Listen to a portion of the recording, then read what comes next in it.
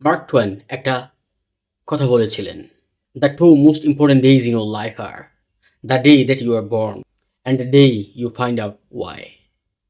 Mark Twain সবসময় হাসির ছলে গভীর কথা বলতেন এবং এই উক্তিটিও তার গভীরতার একটি অনন্য উদাহরণ। আমরা প্রত্যেকেই জানি আমরা কখন জন্মগ্রহণ করেছি, কোথায় জন্মগ্রহণ করেছি। কিন্তু আমরা কেউই জানি না আসলে আমরা কি জন্য জন্মগ্রহণ করেছি। পৃথিবীতে আমাদের আগমনের উদ্দেশ্য কি? জাপানে একটা কথা আছে ইকিগাই, যার অর্থ কি জন্য বেঁচে আছি বা বেঁচে থাকার কারণ। অনেকেই আছে সারা জীবন কাজ করে, উপার্জন করে কিন্তু ভিতরে একটা শূন্যতা নিয়ে বেঁচে থাকে। কারণটা হলো সে জানে না তার কেন এর উত্তর। তাই আজই আপনার কেন এর উত্তর খোঁজা শুরু করুন।